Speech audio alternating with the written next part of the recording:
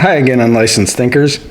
So we all want to grow in our lives. We want to change. We want to become better people. We want to learn more. We want to do all this stuff, right? So how do we do that? How do we open ourselves up to growth?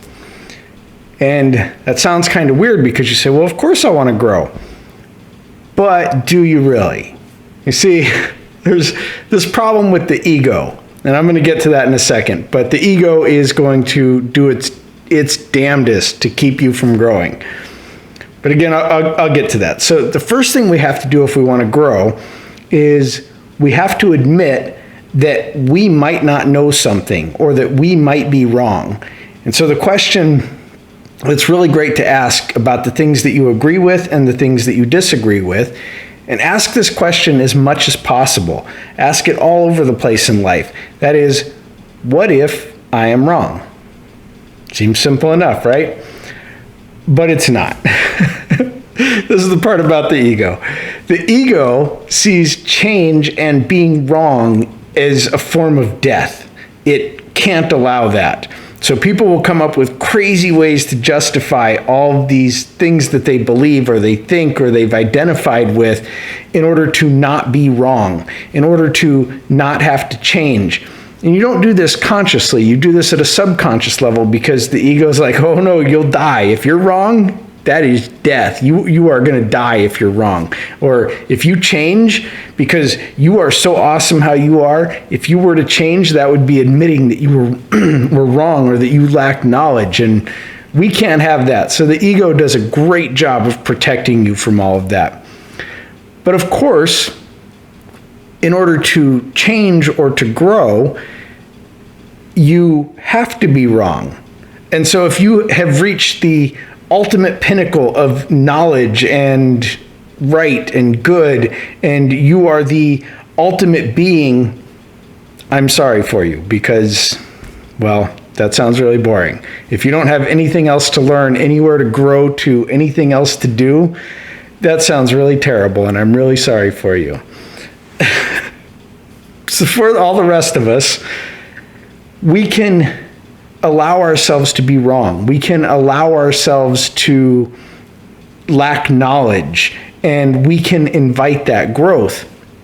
But how do we do that when the ego is back there going, oh no, you need to be afraid of that. You can't grow. You're not allowed to grow because we will die and we don't know what's going to happen. And the other side of that door, there's just something that's going to eat our heads, and that's not okay. So we need to be right. We need to be absolutely the most knowledgeable. So how do we get past that? Well, it is to make a choice to look outside of what you understand. Because if information is brought to you, then your defenses go up and you're ready to go. You are just ready to lay somebody out, right? Because how dare them come to you and say that you might be wrong. But if you're constantly already questioning yourself and you're already saying, what if I'm wrong? Then you are opening up that door to allow yourself to think, well, what if they're right? What if they have information I don't have? What if I'm incorrect in the way I'm thinking about this? What if I'm missing this vital piece of information? Like, I love the series Sherlock that had, which one was it? It was the one with Cumberbatch. His line was that there was always something that he was missing. And I thought that was just fantastic because that's how it is. He has this brilliant mind. He's right about everything. He just can blow anybody out of the water. But if he lacks one little piece of information, all of a sudden he's completely wrong about something. And so I just think that's a fantastic way to look at it. And so this act of seeking information and understanding that you might not have all the information or you might not be correct or that there's a different way of understanding it. When you do that, when you seek from that point of view, your ego drops out of it because you, instead of becoming a god amongst men with your knowledge in this area, you become identified as a seeker. And when you're identified as a seeker, then your ego has no problem doing exactly that. It has no problem going and looking at this new information, going and finding this new information on your own. And so you can challenge and you can dare yourself to change your mind. Doesn't mean you have to change your mind. It doesn't mean you will, it doesn't mean you will change your mind. It just means that you are opening up that option to yourself. I don't know what I drank there, but it's killing me. I thought it was just water, but... So when you challenge and dare yourself to change your mind, you really do. You open up those possibilities.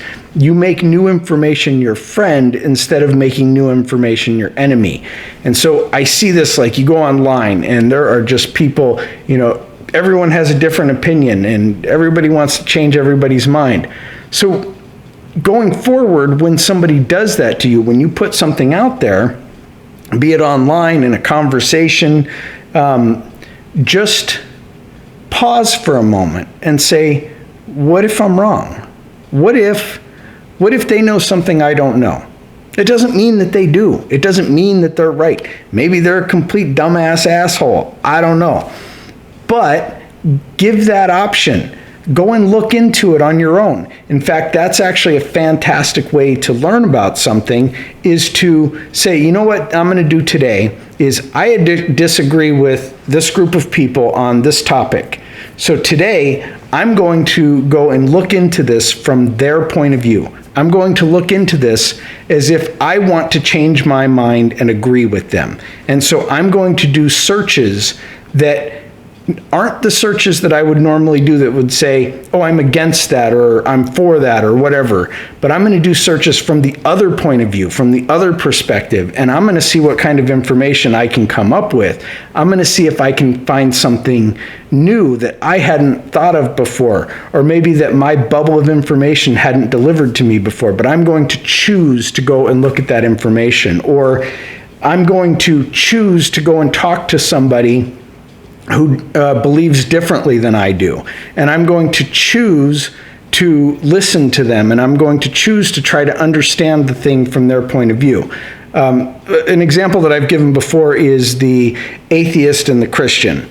So if you're an atheist, go to a church, because then you are willingly doing this thing, going to this place, seeking this information. So go to a church, talk to someone at the church. Ask them why they believe in a higher power. And if you are a Christian, do the same thing. Go to someone that you know who is an atheist and ask them, why do you believe this? And you're not coming at it in a way to battle them or to convince them. You just want to listen to what they have to say. You're not trying, like I said, you're not trying to convince them. This isn't about your ego or your opinion. You're trying to hear what they have to say. And you're opening yourself up to that. And you're challenging yourself to understand it from their point of view. You are, in fact, daring yourself. You are saying, all right, look, you little weakling, let's see if you can do this. I don't think you got it in you. Can you stand over there and go and ask that person a question about what they believe and honestly listen to them and honestly try to see it from their point of view? Let's see how strong you are. Let's see if you can do it. I dare you. That's what you say to yourself. But I do, in fact, say, get out there and do it. Try it. Of course, now your ego is going to come up against what I just said, but it's better if you do it for yourself. Go and seek the information. Go and look online. You have access to this vast swath of information. And so go and seek it. Go and say, why do these people believe that? That seems crazy to me. I want to go and see it from their point of view. Give it a shot. See if it doesn't open you up. Because remember, in order to grow, you must be wrong. Consider that. So if you want to stay stagnant and you want to always believe what you're going to believe, you don't ever have to be wrong.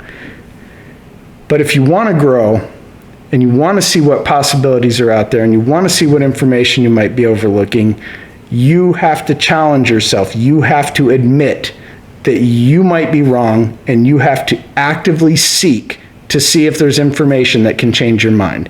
And you must be willing, as the seeker, to have your mind changed so that, and this is also an important thing. Sorry, I did not say this earlier. You must feed your ego in that way that says, I will be a more ultimate person, a more understanding person, a more intelligent person if I have a more ultimate truth. And so then your ego says, yeah, I want a more ultimate truth, because then I'll be the man or woman or whatever. But I want to be the guy that knows all the stuff and who is completely awesome. So in order to do that, I have to be wrong. And so I'm going to happily be wrong in order to later on be this ultimate expression of humanity. So little ego feeding to get the ego to do what you want it to do. Let me know what you guys think in the comments. Be sure to hit like and share the video.